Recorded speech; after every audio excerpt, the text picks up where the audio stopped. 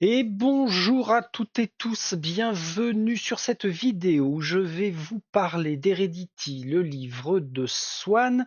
Je vais même bien vous en parler et inversement en parler en bien parce que oui, il m'a plu. Je vous livre donc mon avis après être allé au bout de ces 5 chapitres. Je vais vous dire pourquoi ça m'a autant plu. Je vais aussi vous dire pourquoi il y a deux, trois petites bricoles qui m'ont moins plu. On commencera d'ailleurs par ça. Je vais faire en sorte de ne rien spoiler pour cet avis sur Heredity. Alors autant quand je fais le jeu en campagne, forcément, ceux qui viennent regarder le savent, et ils sont là pour ça, pour connaître les tenants, les aboutissants d'une histoire. Par contre, sur un avis, si je peux éviter de trop en dire, ce serait quand même pas mal parce que ça servirait aux joueurs et joueuses qui se demandent s'ils ont vraiment envie de franchir le pas, si c'est un jeu qui pourrait leur correspondre. On y va? Alors on y va avec la boîte. On commence par un jeu de Jérôme Cans et Laurent Cobel, illustration de Tania Sanchez-Fortin et Aurélien Delozin. Alors, quand je dis zéro spoil, j'ai été clair dès le début de cette entrée en matière pour la vidéo. Oui, Heredity m'a plu. Donc je vais commencer, tant que je les ai sous les yeux là, par les remercier ces quatre-là, ces quatre personnes qui nous ont fait ce jeu. Euh, très, très bon matching à la fois entre la conception et réalisation et ce que l'on nous vend, j'allais dire en rêve. Alors, c'est un univers post-apocalyptique, donc la partie rêve est un petit peu oubliée, mais n'empêche que les illustrations, que ce soit sur le jeu en lui-même, mais surtout les cartes qui vont composer notre terrain, elles sont vraiment top. Et tant que j'y repense, et c'est une réflexion que je me suis faite à plusieurs reprises, ça me fait penser à Jagged Alliance. Alors je ne sais pas s'il y a eu cette inspiration par les illustrateurs, mais Jagged Alliance, si vous ne connaissez pas, c'est un jeu très très vieux. On en est au troisième opus, là, sorti l'année dernière, vu de dessus. Et graphiquement, on a cette patte graphique. Alors forcément, moi, ça m'a plu puisque je suis un grand fan de Jagged Alliance. Voilà pour la présentation d'Heredity. Alors, pourquoi il avait atterri dans ma liste de souhaits pour finir sur mes étagères? C'est parce que, initialement, c'était un jeu pourquoi pas. Pourquoi pas un jeu court en campagne, en plus coopératif et narratif? C'est vraiment les critères auxquels j'adhère sur les jeux de société depuis des années, hein. Ah, la seule chose, c'est qu'il n'y avait pas de figurines dedans. On aperçoit un bout de standees là. De standee, s'il n'y en a qu'un, il n'y a pas de S. Bon, on peut appeler ça silhouette en français aussi, pourquoi pas. Donc, j'avais louché sur Heredity. Le thème, en plus post-apocalyptique, n'est pas un univers de jeu que l'on rencontre souvent. En tout cas, moi, c'est vraiment le médiéval fantastique qui prime. Je fais des excursions spatiales parfois, mais je reviens encore et toujours au médiéval fantastique. Et puis là, parce que je le savais court dans son, dans son jeu, 5 chapitres à faire, bah, ça valait le coup. Ça valait le coup. Je vais employer un mot fort, de se forcer si éventuellement je n'avais pas accroché tout de suite. Bon, vous le savez, hein, j'ai accroché tout de suite, donc je n'ai pas eu besoin de me forcer pour aller au bout, donc ça tombait vraiment bien. Alors dans ce livre de Swann, nous gérons une famille de 4 personnes qui doit faire face à une attaque. Une attaque et cette famille comprend très vite que l'un d'entre eux est la cible principale. Voilà vraiment le pitch très délayé, mais c'est ainsi que ça démarre. Une attaque, on doit se défendre. Pourquoi nous? Eh ben, on le saura après. Le prix d'achat, environ 45 € en fonction des magasins. C'est franchement un très bon investissement, rapport qualité-prix. De ce point de vue-là, il n'y a aucun problème. Je vais enchaîner tout de suite avec quoi? Le matériel peut-être. Ah, si je parle tout de suite du matériel, oui, si, allez, on y va. Le matériel, on va avoir, on vire ça. Déjà, pas mal de pions. Enfin, pas mal, non, ça reste très restreint comparé à certains autres jeux.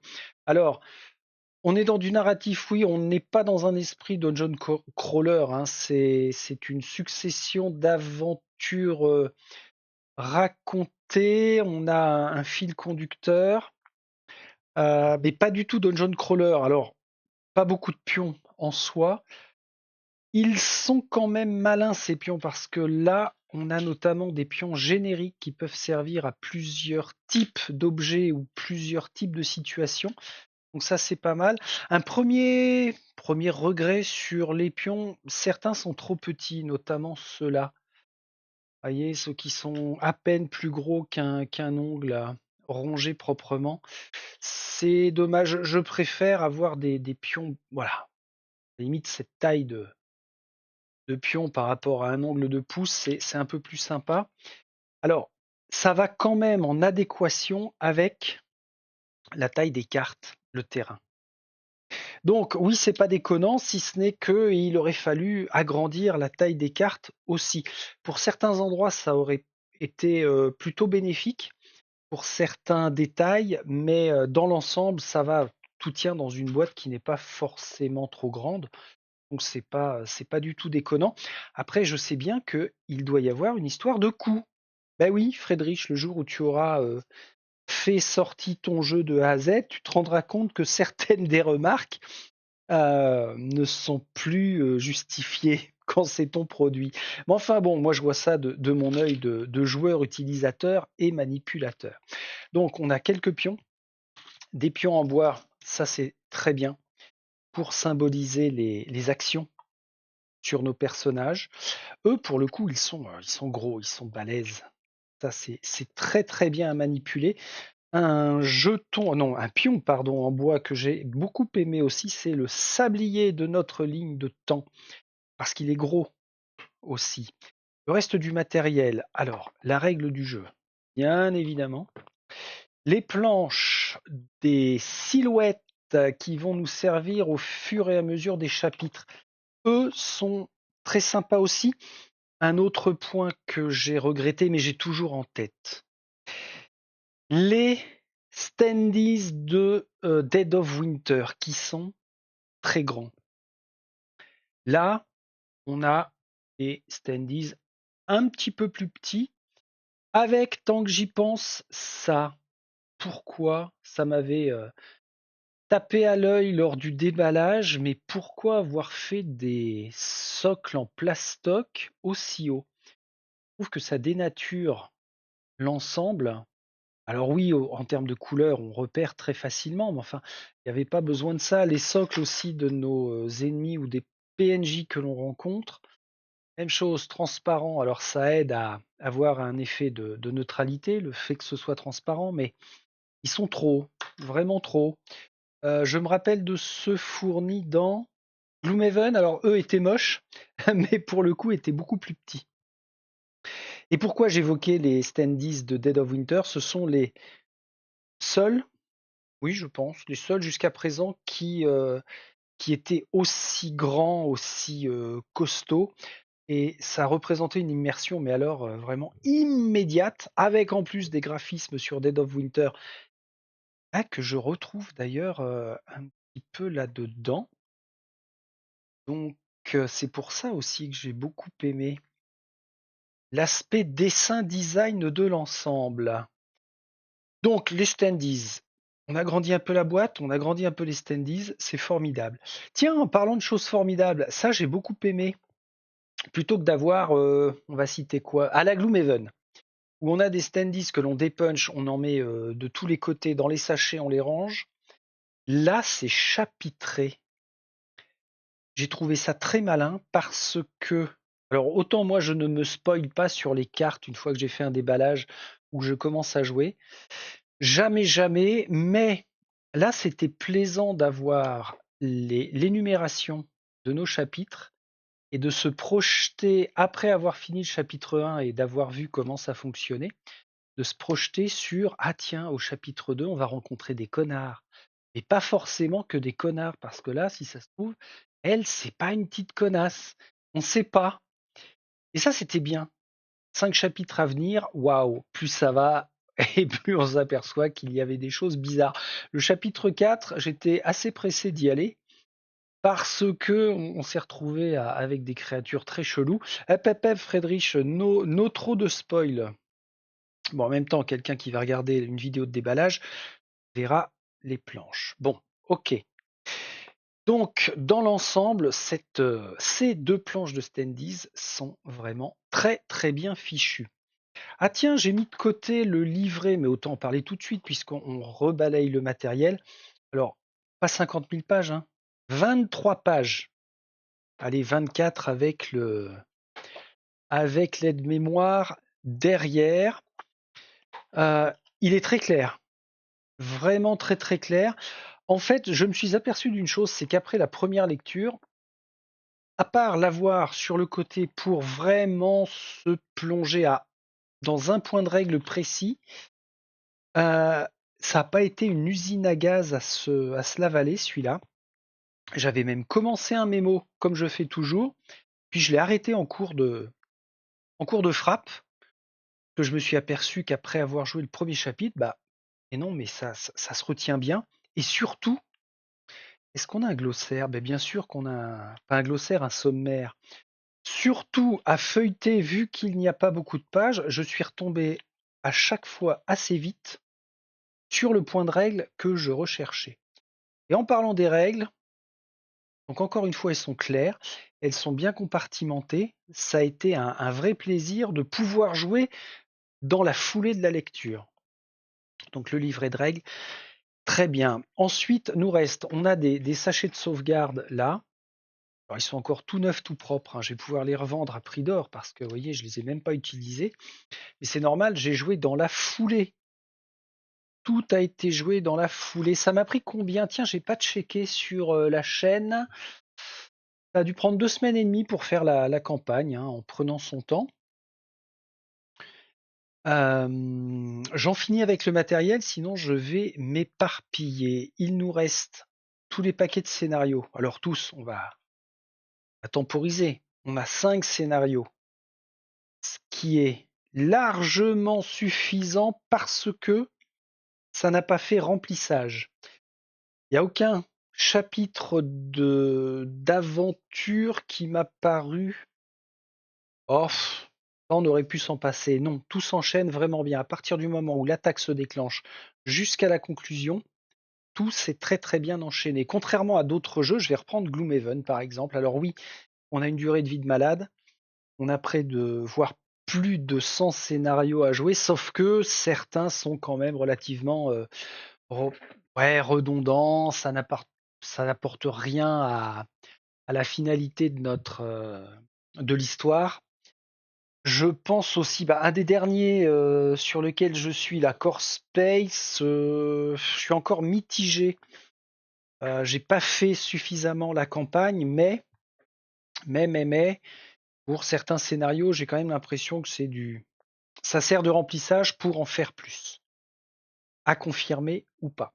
Mais en tout cas, dans Heredity, on a vraiment 5 chapitres, on les enchaîne, on prend plaisir et on est bon. Tiens, un autre jeu sur lequel j'ai eu ce sentiment-là, un des derniers faits l'année dernière, c'est Arceus.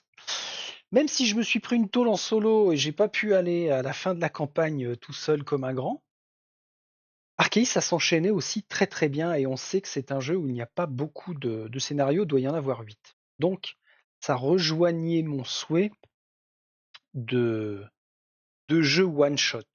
Une fois fini, on est bien.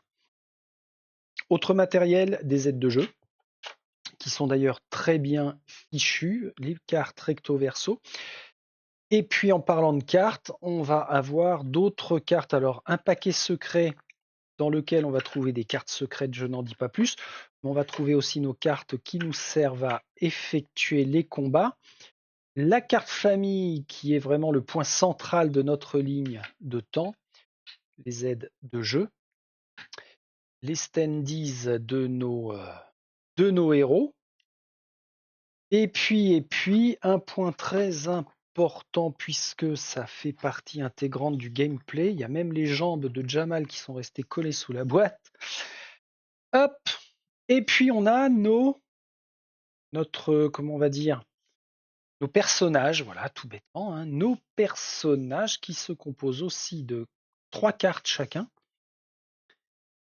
Et on les emmène en aventure. Alors ça, c'est pareil, hein, d'avoir des, une visibilité aussi grande, c'est vraiment super immersif. En termes de matériel, voilà, on a tout ce qu'il faut. Tout ce qu'il faut pour vraiment s'amuser. Alors vous avez remarqué, il n'y a pas de figurines. Eh ben oui, il y a des jeux où on se passe largement de figurines. J'ai envie de dire, ça fait du bien, ça fait plus de 2 mois que je n'ai plus du tout envie de peindre. Alors peut-être que cela reviendra, mais avec Heredity, ça tombait vraiment très très bien. Ah, il me semble avoir vu passer d'ailleurs, je crois que c'était sur leur site de l'éditeur, la Darucat, que l'on pouvait investir dans les figurines des héros. Je crois. Allez, on enchaîne avec les petites choses pour moi. Alors, je vais voir ce que j'avais noté en mots-clés dans les regrets. Les pions très petits pour certains, j'avais dit. Ah oui, les cartes joueurs. Autant elles sont très grandes, très, très sympas, mais ça a tendance à gigoter pas mal. Alors, non seulement les cartes joueurs, mais aussi les cartes terrain. Ça gigote. Est-ce qu'une épaisseur plus, plus grosse aurait fait que le maintien était mieux? Probablement. Je ne sais pas. Oh bah t'es blessé, Maëv, qu'est-ce qui se passe? Ouais, c'est possible que d'avoir des cartes un peu plus épaisses, ça aurait eu un maintien meilleur. Mais enfin, après, c'est une question d'habitude, hein.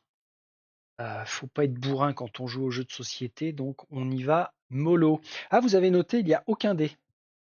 C'est un jeu qui ne se joue pas en dés. Je m'étais fait la réflexion d'ailleurs au déballage quand j'avais vu au premier chapitre. Quand j'avais vu les cartes de combat, je suis jamais très fan de ce système. J'ai l'impression de perdre le contrôle.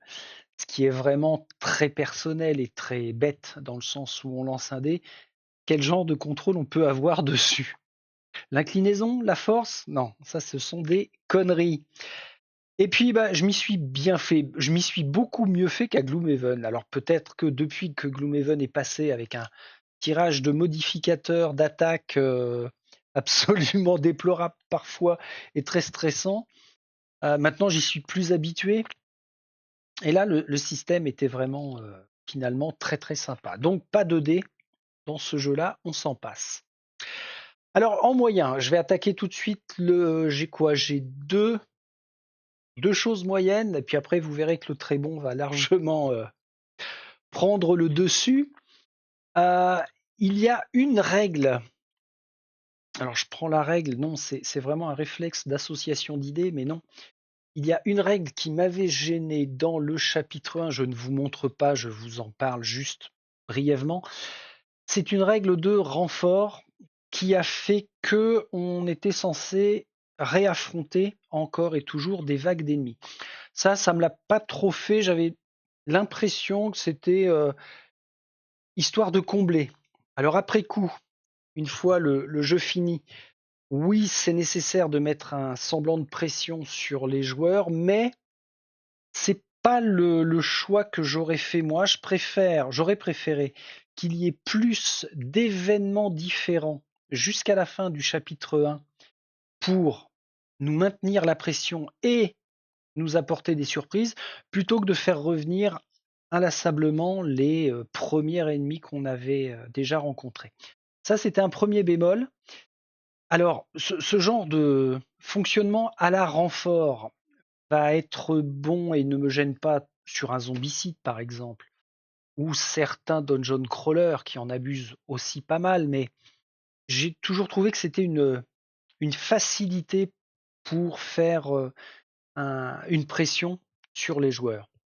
Mais dans un zombicide, ça me gêne pas. J'achète le jeu pour ça, forcément.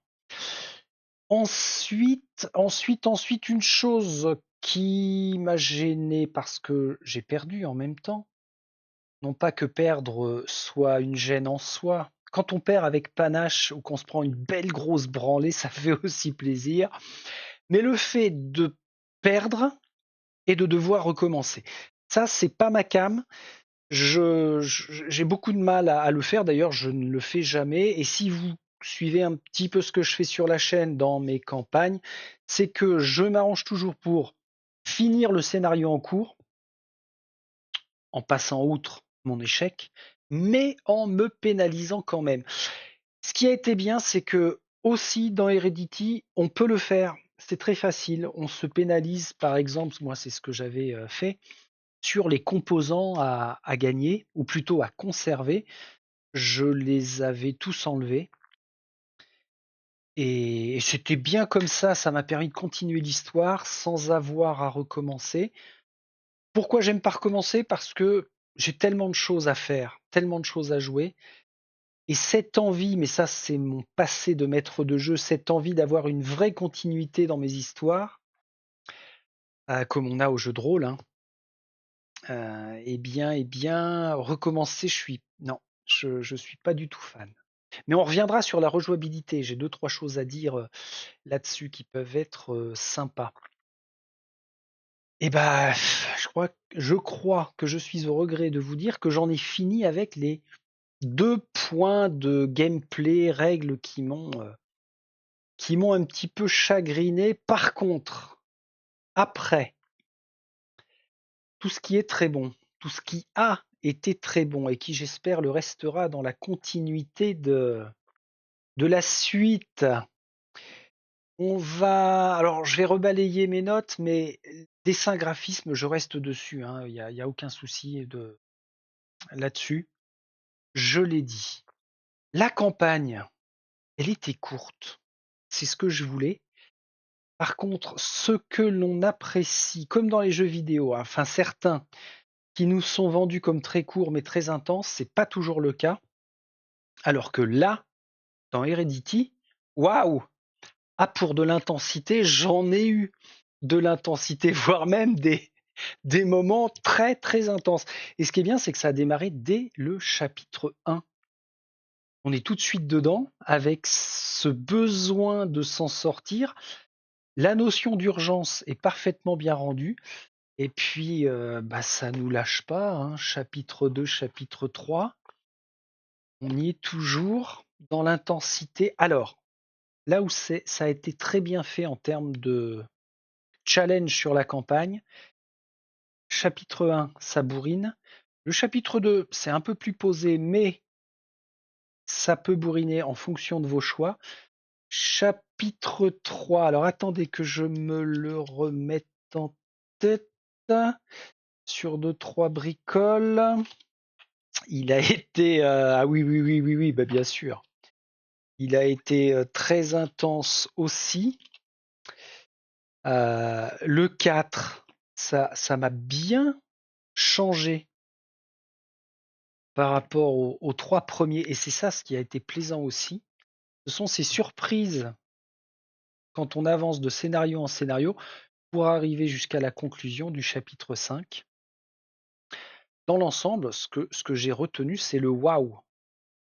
Avec une particularité aussi, et là ça m'a beaucoup, beaucoup flatté, mon ego en tout cas, c'est que dans certains scénarios, j'ai émis des hypothèses et joie à bonheur, elles se sont révélées être exactes. C'est super plaisant dans le sens où je me suis dit, bah tiens, si j'avais eu par exemple les créateurs autour d'une table de jeu de rôle, ça aurait matché parce qu'on aurait eu le même principe d'avancée. Et ça, c'était vraiment super cool et gratifiant de se dire, ah ouais, ça, je l'ai supposé, je le savais. Je savais que ça allait être ça. Alors, j'avais envie de vous donner des exemples. Non, non, non, non, Friedrich, tu fermes ton gueule. Pas d'exemple. Donc l'histoire, vraiment super fun.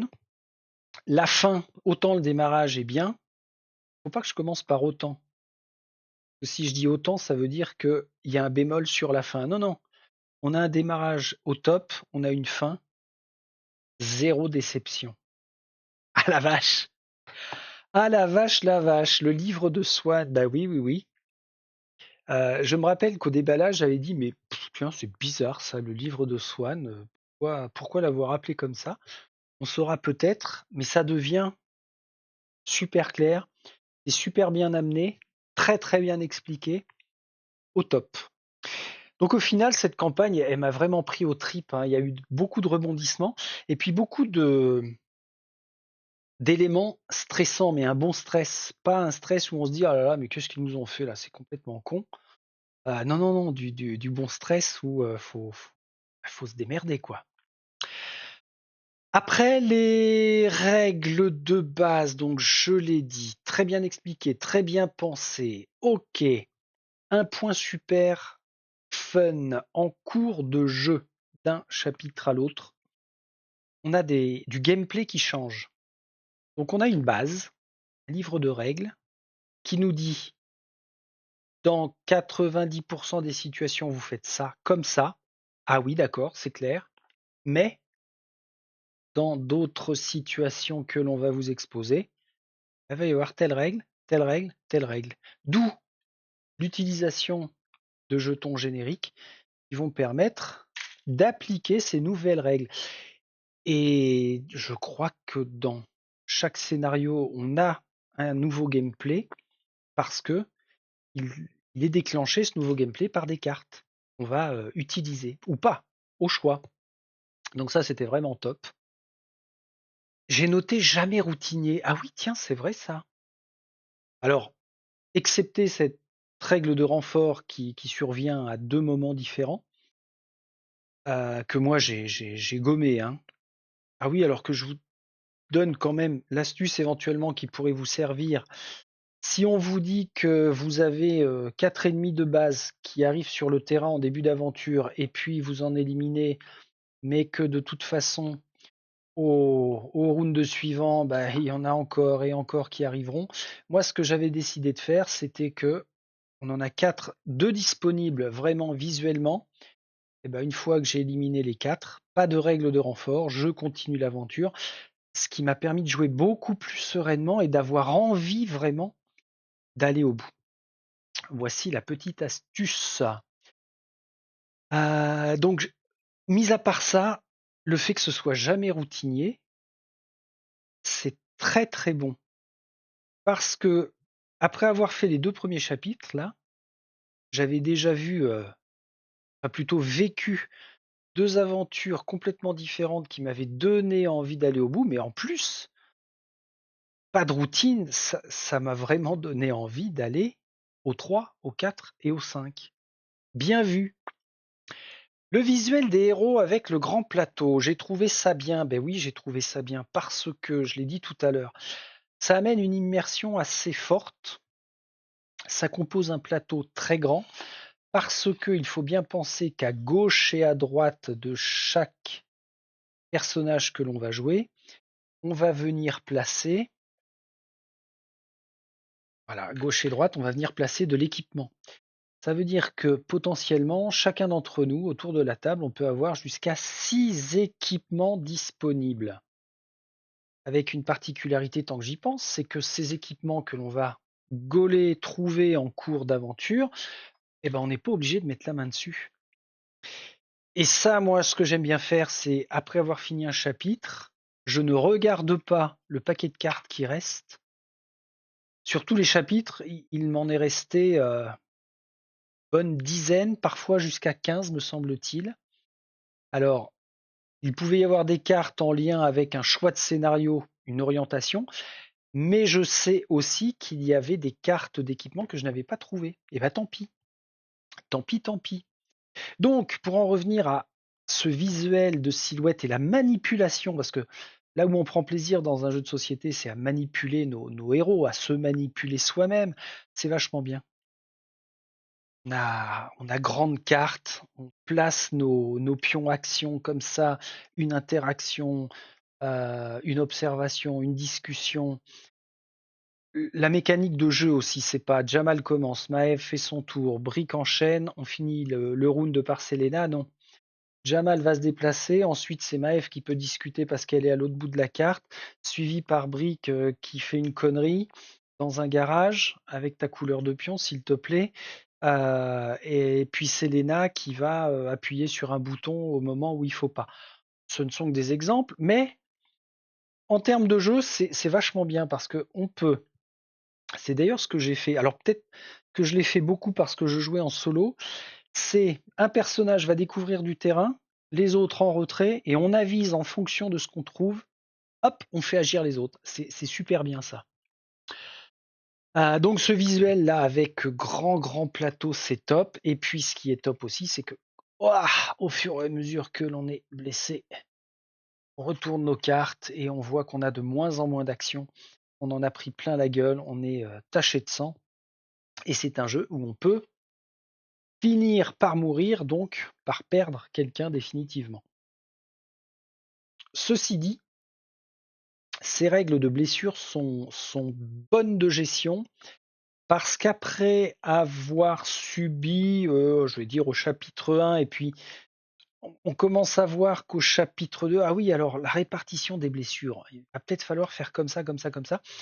Et on finit par acquérir cette mécanique pour temporiser tous nos points de blessure et faire en sorte que on continue d'avancer sans être trop impacté.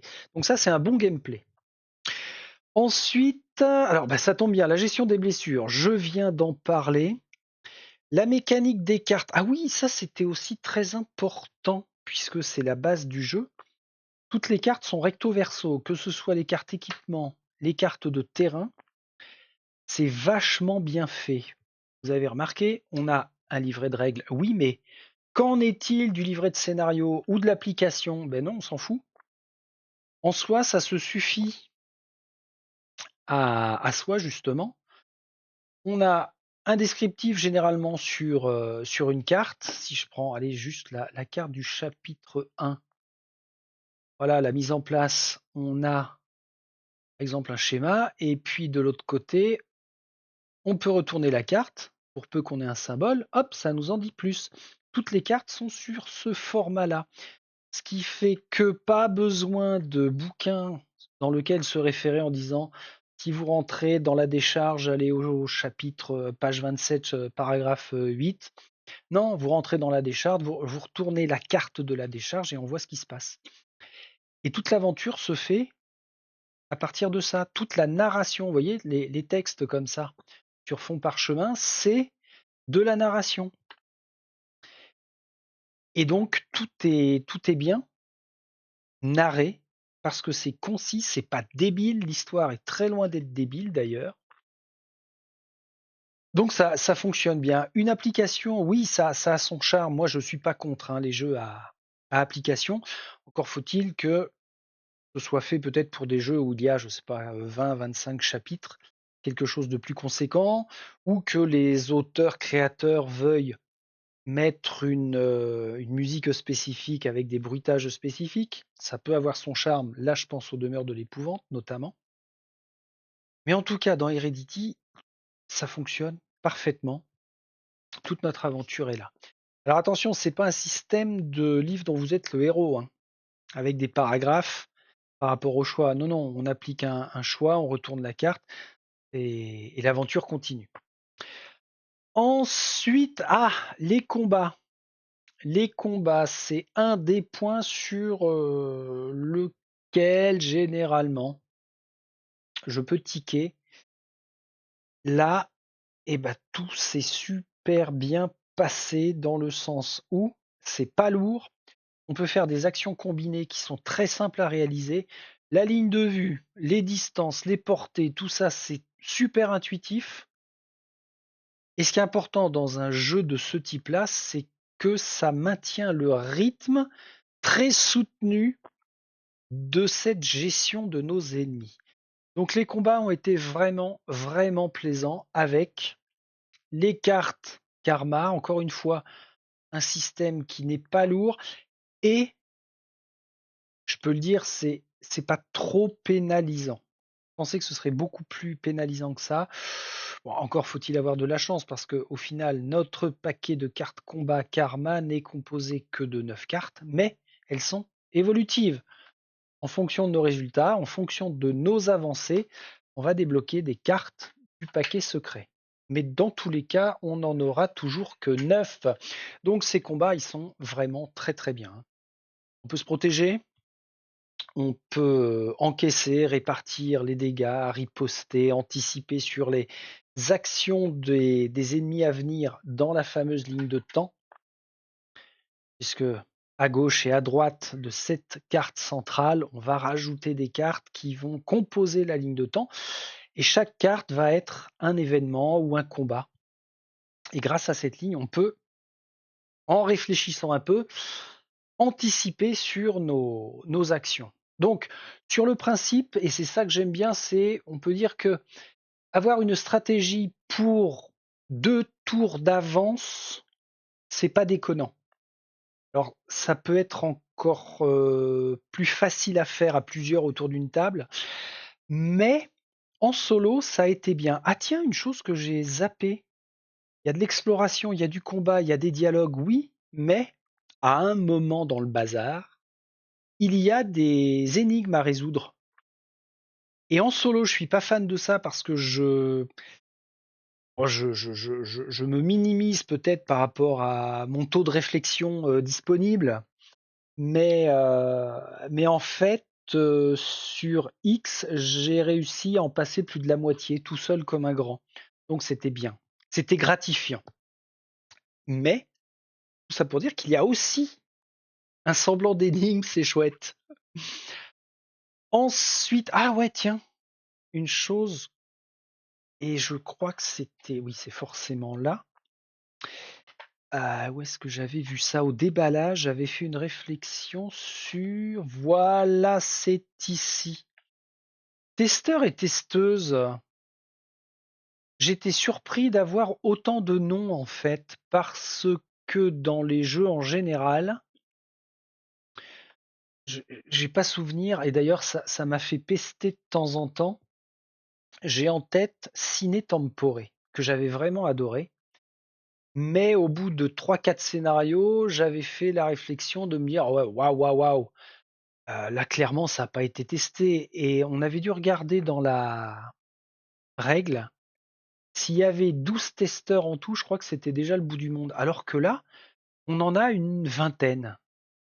20 noms de personnes qui s'y sont collées. Et ça se ressent. Je pense que c'est ça ce qui amène aussi le fait que le jeu ait été aussi bien, alors il est bien pensé à la base, mais peut-être aussi bien fini parce qu'il y a du monde au fil des semaines et des mois qui ont pu donner leur avis. Donc c'est cool. Ça fait un très très bon gameplay. Donc forcément un très bon jeu. On va passer à la difficulté. La difficulté, vous le savez peut-être, j'ai horreur des jeux punitifs. Ça me casse les burnes et je trouve que c'est une fainéantise de la part de créateurs de jeux que de faire des jeux ultra punitifs. Ouais, parce que les joueurs ils vont en chier donc ils vont aimer. Non, foutez-nous la paix avec ça. Enfin, foutez-moi la paix avec ça. Moi, ce que je veux, c'est une difficulté, comme dans les jeux vidéo. Ça peut être dosé, ça peut être tranquille, soft. Dans la règle, on n'a pas de variante concernant une difficulté de jeu. Il n'y en a pas besoin. Franchement, il n'y en a pas besoin. Dans l'ensemble, à plus de 90%, tout est bien dosé sur la façon dont on peut avancer, les moyens pour y arriver, les moyens qu'on nous donne, oui, pour y arriver. Et ça fait vraiment plaisir. On se sent ni trop bloqué, enfin trop bloqué.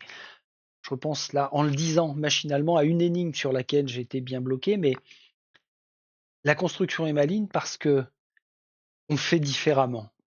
C'est pas forcément une solution qui m'a plu sur le moment, mais n'empêche que ça m'a permis de continuer d'avancer. Donc non, il n'est pas particulièrement difficile, c'est cool. On va arriver vers la fin de cet avis et je parle toujours de la rejouabilité. Alors c'est comme d'hab, je ne vais pas vraiment changer mon avis là-dessus. C'est un jeu où on va avoir une rejouabilité de type pourquoi pas. Pourquoi pas, mais pas immédiatement pour moi en tout cas. Alors déjà que je n'oublie pas cette histoire de rejouable si j'échoue. On perd au chapitre 1, on réinitialise tout et on recommence. Ça, pour ceux qui aiment, qui apprécient et que ça ne dérange pas, c'est bien. Et je vais même plus loin, c'est bien parce que en recommençant, on peut maximiser encore plus nos actions. Si on a perdu au bout d'1 heure et demie ou 2 heures, sur des chapitres qui en comptent généralement 4 heures de jeu par chapitre, ouais. Si on échoue, on peut se dire ah oui, mais alors là, ça sert à rien que j'y aille en premier. Il faut d'abord qu'on récupère un maximum de ça. Il faut qu'il y en ait au moins un qui aille tout de suite à tel endroit. Parce qu'à partir du round 5 ou 6, il se passe un truc tellement important qu'il faut qu'on soit à même de le contrer. Donc oui, il y a une rejouabilité dans le sens où on peut maximiser nos actions si on perd un chapitre. Et sinon, une fois qu'on est allé au bout, on a une notion de rejouabilité parce que on peut avoir des fins différentes, parce qu'on aura aidé des personnes différentes. Donc la rejouabilité existe, c'est juste que pour moi, il faudrait que j'attende un sacré paquet de temps en termes de mois, voire peut-être même d'années, pour y rejouer. Je suis même pas sûr d'y revenir. Par contre, Heredity dans sa conception a un avantage, c'est qu'il peut être faire jouer à des groupes de joueurs et là prendre plaisir à découvrir leur façon de faire. Après, en rejouabilité avec cette histoire de narration, c'est vrai qu'on peut noter, on peut prendre des notes et puis se dire bon bah dans 3 mois je le ressors et par rapport à mes notes je ferai différemment. Je fais ça moi avec certains jeux vidéo, donc les jeux de rôle principalement. Je pense par exemple à le dernier en cours Baldur's Gate 3. Oh putain, Baldur's Gate 3. Euh, où j'aime bien démarrer avec ma paladine et puis refaire au maximum après de façon vraiment différente avec mon pourri. Donc à certains moments de l'aventure, je note, tiens, ici, pensez à faire ci, pensez à faire ça. Dans Heredity, ça pourrait être pareil. Donc rejouabilité, elle n'est pas zéro. Il y a certains jeux où pour moi c'est zéro parce que juste recommencer parce qu'on a perdu des combats et qu'on les a enchaînés, ça me pète les noix. Alors que là, à partir du moment où on fait appel à de la narration, ça a quand même un aspect sympa. Eh ben, on arrive au verdict. Alors, vous connaissez, hein, je ne suis pas du genre à laisser un suspense de malade, vous l'avez compris dès mes premières paroles de cette intro. Bien sûr que c'est un grand oui. Rapport qualité-prix, bien sûr. L'équation est là, mais alors en plus, après avoir lancé le chapitre 1, clairement, je me suis dit, ah ouais, mais il faut que j'aille au bout. C'est what? Heredity, le livre de Swan, mais what? Pourquoi? Parce que jusqu'où? Jusqu'à quel point? Donc ça a été vraiment, vraiment top, hein, de bout en bout. Ce qui a été annoncé d'ailleurs, c'est une continuité par rapport à Heredity d'ailleurs. Et il faut pas que j'oublie. Merci Jérôme Kans d'avoir passé un cil sur la chaîne sur quelques vidéos là de ton jeu. Et une info qu'il nous a donnée, c'est qu'il y a bien une extension avec 2 nouveaux scénarios qui serait un préquel à cette histoire et sorti normalement cette année. Donc c'est cool. C'est vraiment cool. Oui, j'ai oublié de préciser que c'est un jeu français. Ça fait toujours bien plaisir, ça aussi. Très, très chauvin dans l'âme. Donc, bah, encore une fois, bravo à Jérôme et Laurent dans la conception de cette Heredity. C'est sûr que je vais continuer de suivre les productions de Darukat et puis ce qui peut tourner autour d'une mécanique, parce qu'après, ça peut être décliné dans plein d'univers, hein. En soi, tel quel, la mécanique fonctionne super bien. Donc il y a peut-être un super filon là dans lequel avec lequel pardon, il faut persévérer.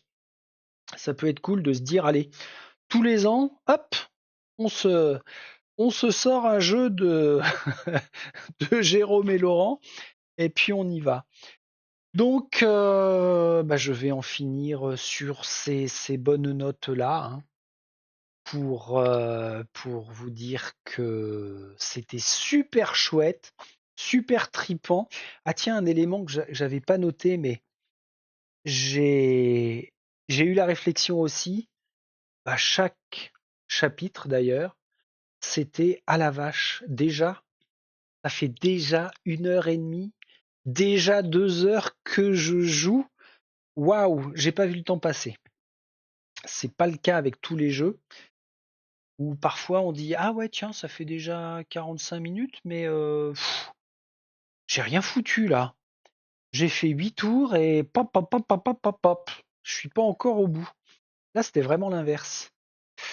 Donc super content d'être allé au bout. C'est le deuxième jeu cette année hein, où je suis allé au bout. Le premier ça aura été Marvel Zombie. Quand même, c'était quoi la résistance des héros? Alors oui, rien à voir, bien sûr, mais c'est juste pour dire que 2024, waouh, ça en fait deux de bouclés. C'est quand même balèze. Bon bah voilà, si vous hésitiez sur le jeu, franchement, je reprends les mots-clés, hein. Coop, narration, campagne. Voilà, ça va être les trois mots-clés qui sont vraiment très très bien mis en avant avec Heredity, le livre de Swan. Je vous remercie d'avoir suivi les aventures de Jamal, Maëv, Brick, Selena et Swan. Et je vous dis à très vite pour d'autres aventures, probablement d'autres héros, d'autres familles à suivre. Salut, salut.